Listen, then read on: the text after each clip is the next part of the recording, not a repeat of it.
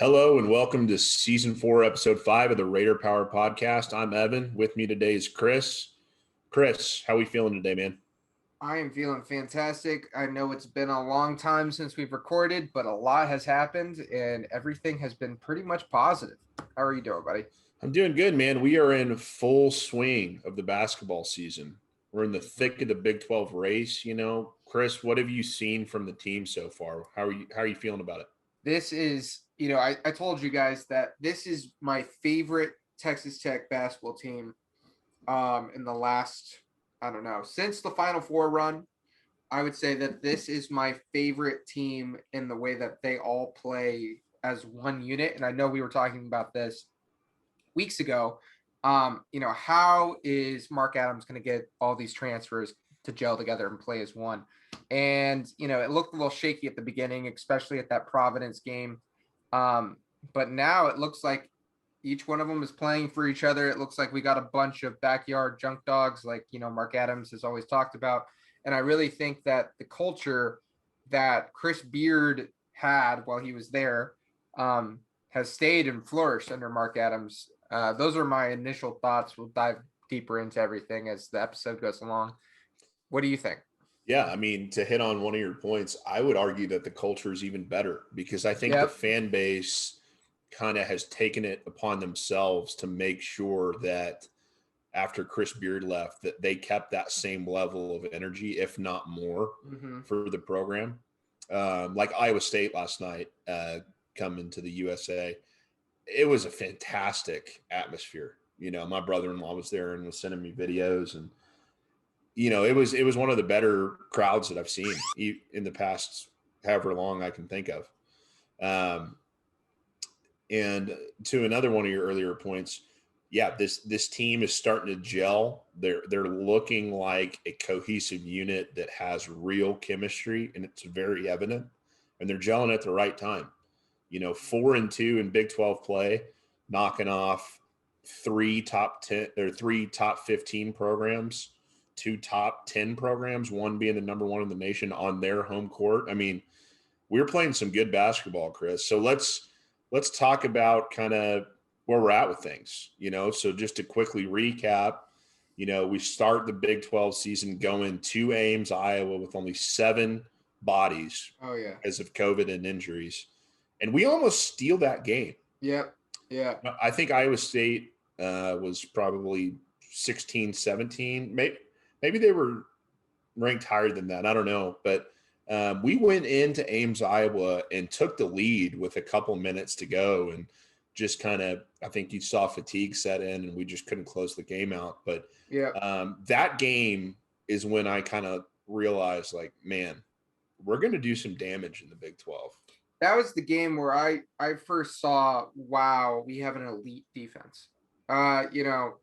Earlier in the season, especially the game, the game I went to against Tennessee, I was thinking, is our defense this good, or is this just the worst shooting night? I mean, it definitely was, but I had some questions going into that game, and I was proven correct that, Tech has one of the best defenses in the Big 12, probably maybe even the best defense in the Big 12, and one of the best in the nation for sure. So leading after the Iowa State game, which I thought we were going to steal, who'd we play next? We had a bounce back game against who? It was Kansas. Against Kansas, yeah. Yeah, so a lot of people thought that there was a pretty decent chance that we went 0-3 to start Big 12 play. Yeah. And I mean, it was looking like it was going to happen. I was at the Kansas game, and talk about energy, man. I mean, the Tech students were out of session, but still a good number filled the stands. I've seen the arena more full, but I don't know if I've ever experienced that level of energy at a Texas Tech basketball game. Maybe the Kentucky game, but it was one of the best atmospheres that I've experienced being at a game. To come away with a win against Kansas was just phenomenal, to bounce back after a really tough defeat. And those, both of those games were equally as difficult, and so you're just happy to come away with one. And then you roll in to Baylor, to the defending national championship team, who had a 22 home win streak, or I think it was just I think 22 game 22 overall. game win streak. Yeah, it was a 22 game win streak, longest active, obviously, in college basketball. The number one team in the nation. I thought we had a chance, but I was certainly not expecting to win that game. And to Down Terrence go, Shannon, yeah, to and go a into Baylor, 60% Kevin McCullough. Yep, it was a unbelievable game. It was at that point so far that I thought, oh my gosh, this could be a 2019 type caliber team, 2018, 2019. Yeah, and I want to pause right there. And I want to talk about how we have seen this team improve over time, and especially about individual players. So I'm just going to say, Clarence Nadoli, where did this guy come from? As soon as, Kevin was out, TJ was out, all these guys, Botcher was out, Clarence took it upon himself to be the, leader of the team. His energy, he's going to fight for every ball. And then I noticed his defense was getting better as the season was progressing, especially with his very active hands. I think he's leading the team in steals right now. But him as an offensive weapon, he's the reason that, in my opinion, he's the reason that they beat Kansas. I would agree with that. And because we were getting, when we're down TJ, where are these points going to come from? So Clarence has just been a fantastic surprise for me personally this season. He's quickly becoming one of my favorite players on the team. Who else, have you seen flourish so far? Yeah, I'm glad you brought that up, because that was actually going to be something I wanted to talk about. I kind of have three names that I have three as well. Have surprised me. Four. I have four now. Not surprised me, but that I think are key. One being Clarence. We saw some flashes of Clarence last year where we saw some potential, and he's always been solid on the defensive end. But this year, he's really taken a leap to showcase some of his offensive weapons. So glad you hit on Clarence. Number two, Adonis Arms. Yeah. This guy has exploded onto the scene, played through every different level of college basketball to get into the D1 level, and is making a name for himself. Yep. He's a super senior, and I would not be surprised if he gets a shot at the next level, because he is, explosive on offense. He's a highlight reel, but he's also really smart with the ball, typically. He makes some dumb decisions here and there, but he's an excellent facilitator. He's great on defense. Adonis Arms is key. And then number three is Bryson Williams, because early in the year, I thought Bryson Williams was the dude, right? Yep. And then we start facing off against some of these more quality teams, Providence and Tennessee and Gonzaga, and you're wondering, okay, is this a slump for Bryson, or is he not what we thought he was? He was looking a little lost out there. Yep.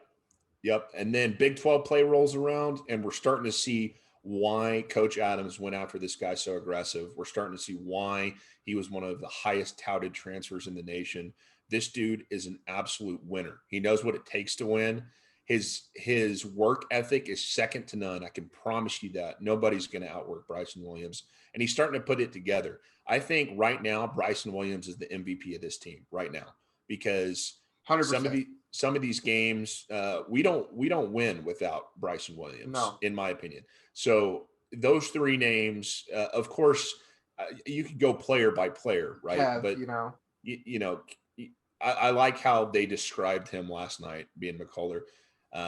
The announcers were just saying, you know what, that's your trenches guy. I would go to war with that guy any day of the week. And that's within the first 2 minutes of the game, that was said.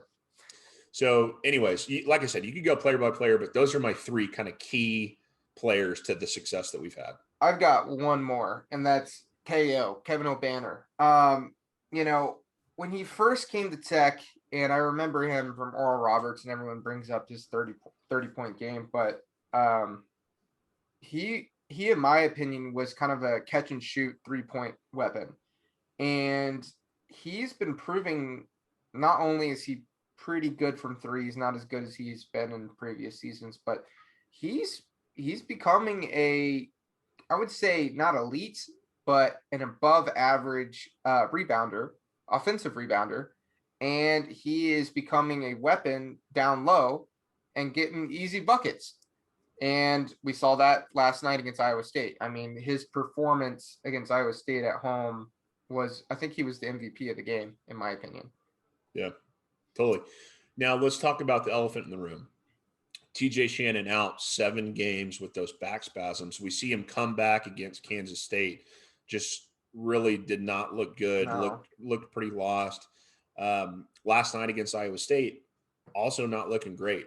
Yeah. One has to wonder if there's a little bit of chemistry that is being thrown off by adding him back into the rotation. Mm-hmm. I obviously don't think there's any situation to where he's not in the rotation moving forward, Yep. or starting for that matter. I think that he will have a starting role. But that's going to be key to a deep run is we got to get Shannon back in rhythm. He's preseason first team all Big 12. He was the guy coming into the season. Unfortunate stuff with that back spasms, but Mark Adams in his press conference last night put it plain and simple. He said he's just putting too much pressure on himself. Yeah. Before the team was clicking, before the team was gelling, he had to be the dude, like he had to take over games if we wanted a chance to win. That's what he did against Tennessee, putting up that double-double, So I think he's just got to take a deep breath, let the offense come to him, get in a rhythm, and we'll be fine. And we will be better for it. I'm not advocating by any means that Shannon should not be heavily involved or the guy, because from an offensive standpoint, he is the guy on paper, and I think he'll get back to that. And we saw the glimpse of why Terrence Shannon is so important to this team against Iowa State. I know his performance over the game was not stellar, but at the end of the first half, it was a close game. Yeah. Who do we give the ball to? When you need a bucket, who does Adams trust? Yeah. Who is our guy? And last year that would have been Shannon or McClung. We saw McClung against Texas. But right before half, Shannon just takes it to the rack, gets that 2 points, and we go into halftime up 3. So I think that against that loss to Kansas State, I think, yes, they were gassed, but I also think putting them back into the rotation might have messed up the team's flow a little bit. But if we look at this team's ceiling, it's much higher with TJ. Totally. Yeah, much higher. So let's quickly just backtrack. So, we talked about one of the most impressive wins I've seen as a Texas Tech fan was the win at Baylor. No question. We go take care of business against Oklahoma State at home. We fall to Kansas State on the road. Now, a lot of factors must have been here. So tired. A lot of factors here. Number one,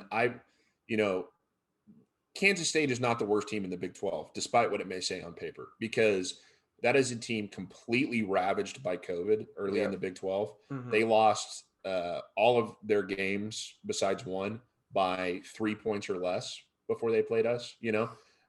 This was not like a fluke. Kansas State played the best game of their season. We played one of the worst games of our season, and they deserved to win that game. Kansas State is not a bad team. No. But to your point, that was our 4th game in 7 days, 5th game in 10 days. You're obviously going to be gassed. So I do think fatigue played a big role in that loss to Kansas State. I mean, you saw it. It was clear. It was clear as day. They just weren't getting out to block 3-point shots. There were so many buckets, second chance opportunities where they just couldn't get out to the 3-point line and then defend like they've been doing. You got to just give, dude, Bruce Weber is an elite coach. Yeah. So absolutely. It's not like he's going to let this team just slide. Like they're not going to be bottom of the conference. The Big 12 isn't really, really, really good this year. But I think every team in the Big 12 has a defense that's rated in the top like 30, 40. So they're supposed to win at home. We just saw them beat Texas at Texas.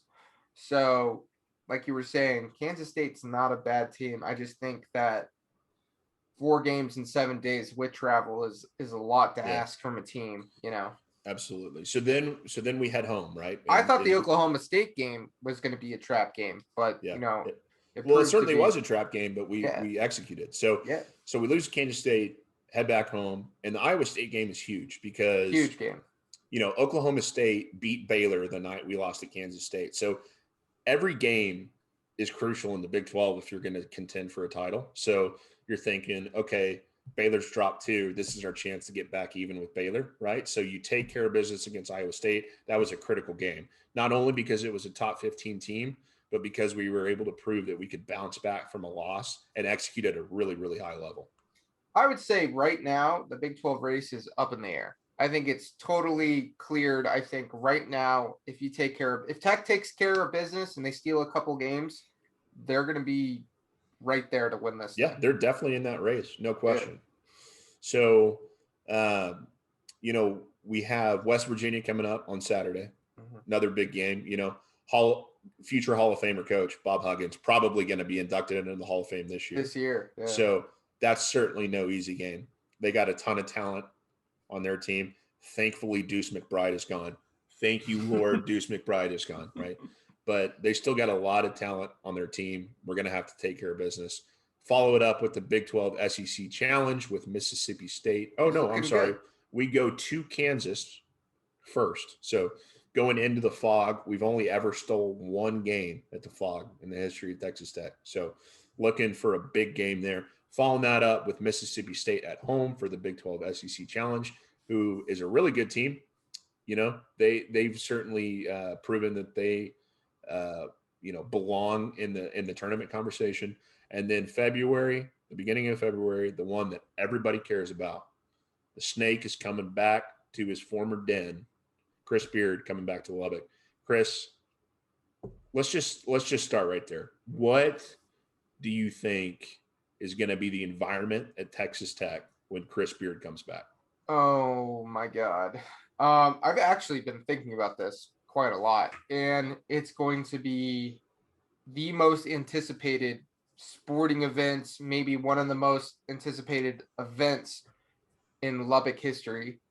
All I can say is that I want them to know that he is not welcome in Lubbock, but I don't want anything bad to happen, because yes. I am legitimately worried that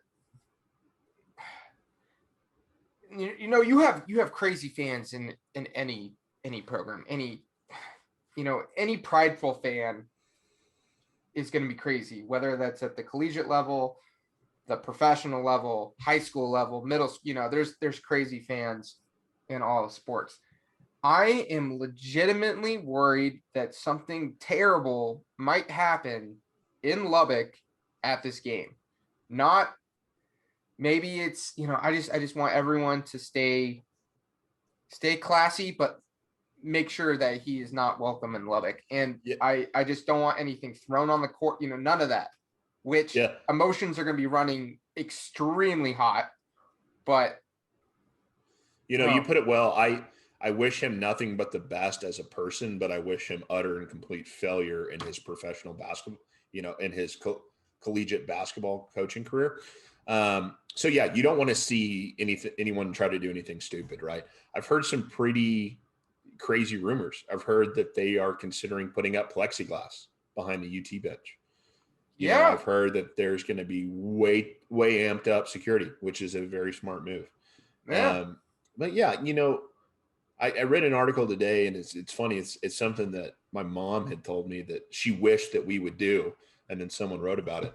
And that's the biggest message to him would be when the UT players come out on the court and Chris Beard walks out there, if the arena was just dead silent, didn't give him the time of day. Oh, that would be incredible. Didn't shower him with FUs, didn't shower him with snake chants, just went silent and just said, didn't give him the you're out of our mind. Yeah, we don't care about you anymore. We've moved on.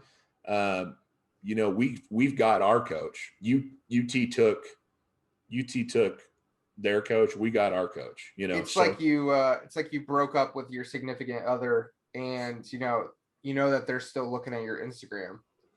You know that they're still stalking you on Facebook, right. But you have completely even forgotten what their face looked like. Yeah. I just want to ask you a question here. Is Mark Adams a better coach than Chris Beard? And do you think that Mark Adams is a better fit for Texas Tech than Chris Beard was a fit for Texas Tech? And do you think that Mark Adams is a better fit for Texas Tech than Chris Beard is in Austin? Okay, there's a lot to unpack there. So let's start with, is he a better coach?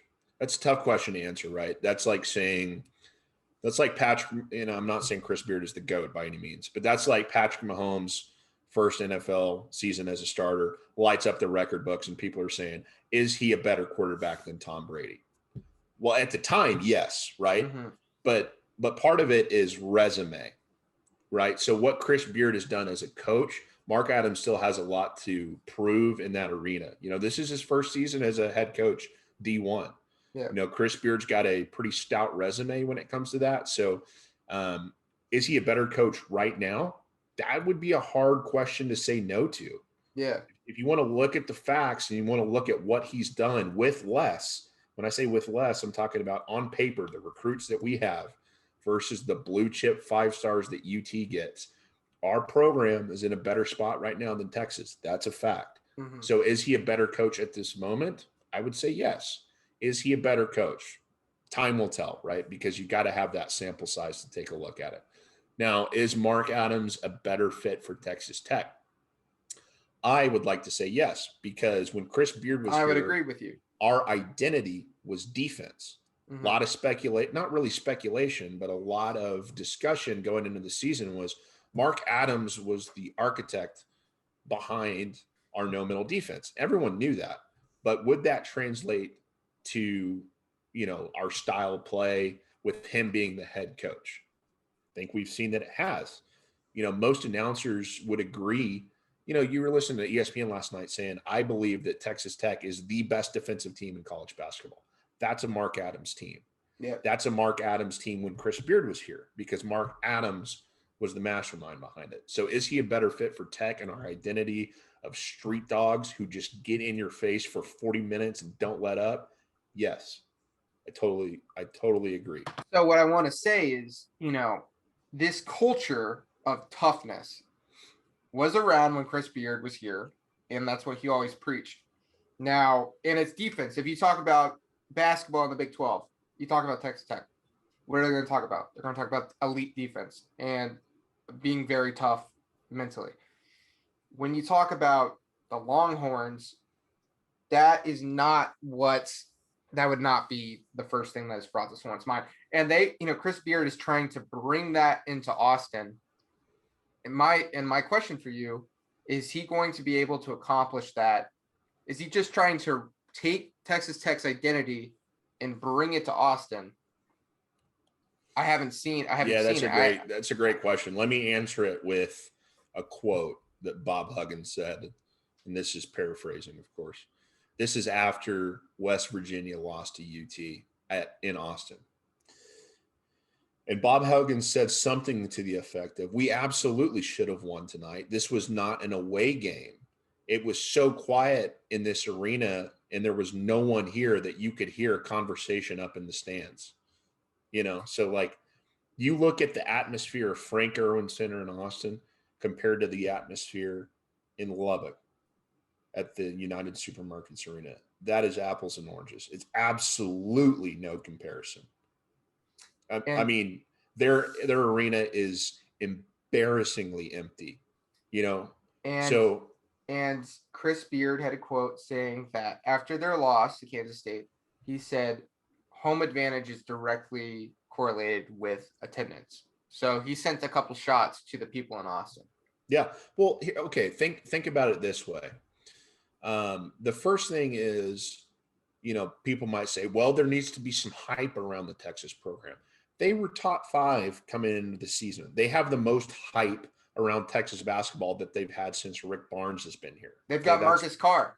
That's point number 1. And they still can't show out. Point number 2, a big factor is that people in Austin really don't care about basketball. They are a football beat trumps everything type deal in Austin. All the boosters care about football, and that's true for most Division I schools. But my point is that they could win a national championship for all I care, which they won't. By the way, I'll put money on that, for at least while Beard's there, I believe. But they could win a national championship, and I still don't think they'd pack the arena because they simply don't care. And do you think that Chris Beard is going to be around in 5 years in Austin? If we've learned about anything about Chris Beard, if a better opportunity in his mind comes, there's no such thing as loyalty, right? So if there's a step, if there is something that comes, well, what's better than the University of Texas job? Be like Indiana. Well, if you care about atmosphere a lot, but purely from a money standpoint, I don't know. His inner circles have always said that he wants to coach in the NBA. Like that's his dream job. That comes along. No, there's no loyalty to Texas. You can't tell me there is based on what he did to Texas Tech. So do I think he gets fired in 5 years? No idea, but gosh, I sure hope so. All right. Well, just staying on your point about Chris Beard coming back to Lubbock, I would like every single one of the listeners to stay classy, let him know that he's not welcome. Because I am genuinely concerned. I've had this conversation with a lot of people. Yeah. Something terrible might happen we just don't want anything to happen that will take away from a Texas Tech victory, right, or something that bad will happen that actually will affect the game. Well, here's the thing about it too, man. When Chris Beard comes in, and if he's showered with hatred and showered with booze, BOOS, not BOOZE. Don't do that. Don't pour beer on his head. But if he's showered with booze from the stands, that's just going to amp him up, right? Because he's going to feed on that. And if you really want to do something that's going to would send the loudest message, would be silence. Is that ever going to happen? Absolutely no freaking shot. You're going to be able to hear the booze from Timmy's. Yeah, as soon as the booze start raining, I'm going to be joining in. But yeah, you don't want any sort of ill will towards the guy from a personal standpoint. I wish him health, safety, and happiness, but I wish him failure as a coach. Well, what else are we going to talk about? Man, I know we say it every year that we do this, but I can definitively say with confidence that this is the best I've ever seen the Big 12. In my time on this earth, in 28 years on this earth, this is the best I've ever seen the Big 12 or the conference that Tech has played in. I mean, there's just no question. It's ridiculous. If you look at like statistically the worst teams right now on paper, you've got Bruce Weber, Hall of Famer, right? You got Jamie Dixon, who's a hell of a coach. Like it's an impossible conference to make it through undefeated. So when people were talking about Baylor going undefeated, I was the first one to say there's no way. Did I think they were going to lose to Tech at home? No, but I knew a loss was coming at some point. Did I know they were going to go back-to-back at home losses? No, but it's wide open, man. It's wide open, and there's no clear winner, and every team is just so good, especially defensively. I don't know how this happened. Yeah. Joe Lunardi has 8 of the 10 teams in the tournament right now. I mean, that is insane. And Oklahoma State can't make it. Like, they can't play, so they're automatically gone.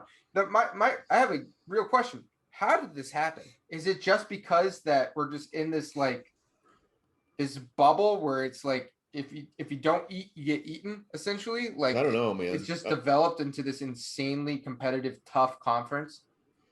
I don't know how it happened, but I'm glad that it did. Because look back 7 years ago, this was not the case. There were clear winners, clear losers. Now it's like, if you're not ready to fight, you're not meant to be in the Big 12. And it's tough as players, right? But as fans, boy, is it fun. It's amazing. It's incredible. I mean, Big 12 basketball is the premier conference. And I don't see how anyone could argue that at the moment. I'm not saying historically, but right now, 2022, the Big 12 basketball is king. I don't think anyone is arguing that. I think everyone's in agreement that the Big 12 is just so stacked this year. So let's quickly, before we wrap up, Chris, talk about the look ahead for Texas Tech basketball. Not from a game perspective, but let's talk about a little bit of recruiting. because we definitely have some news to talk about. You got to think that depending on what comes down from the NCAA, seniors may still get another year and be able to do the super senior eligibility. But we have 4 super seniors on our team right now. We have Santos Silva, Arms, Warren, and who is the other? I am blanking. Is it Malik Wilson? I don't think it's Malik Wilson. It might have been Sadar Calhoun, but he's gone. That could have been it. Anyway, so we're losing some talent, right? The good news is that we got a plethora of talent coming in. So starting with the most hilarious addition, Jalen Tyson leaving Texas basketball, not even halfway into the season, recommitting to Texas Tech, is already on the bench for Texas Tech. That's going to be pretty funny when Texas comes to town. Former 5-star, ended up being a 4-star at the end of his high school career. Dude is an absolute baller, could immediately fill the void of Shannon if he leaves for the draft, in my opinion. The other 2 big ones, Pop Isaacs, point guard, 4-star, drop-dead shooter, big-time playmaker. He's going to fit in well right into the rotation right off the bat. Recently, we got Lamar Washington, who is, I think, out of Oregon. He and Pop Isaacs, McDonald's All-Americans in high school. Dude is a, just visionary on the court, can dish it well, can shoot it, plays excellent defense. I think he finds his way into the rotation as well. Robert Jennings, 3-star power forward. If we've learned anything with Texas Tech, 3-star, 4-star, 5-star doesn't mean anything. Matter. It's all about the development of the player. He's got the potential. I think he's got a really high ceiling, a type of Tyreek Smith type player that, left the program. And then the big name to watch is Johan Traore, 6'11", Texas Tech in his final 5 schools, number 9 player in the nation, 5-star, of course. Most people think it's between Texas Tech and Memphis. If Traore commits to Texas Tech, with the guys coming back and the guys coming in, go ahead and put my $100 bet down for Texas Tech to go to the Final Four next year. Hopefully he's coming to visit during the Texas game. Hopefully so. Well, let's end on a high note, brother. Sounds good to me, Chris. Oh, that was a lot to unpack, but I'm glad we did it. But for now, I'm Evan. I'm Chris. And this has been the Raider Power Podcast. Guns up. Guns up, baby.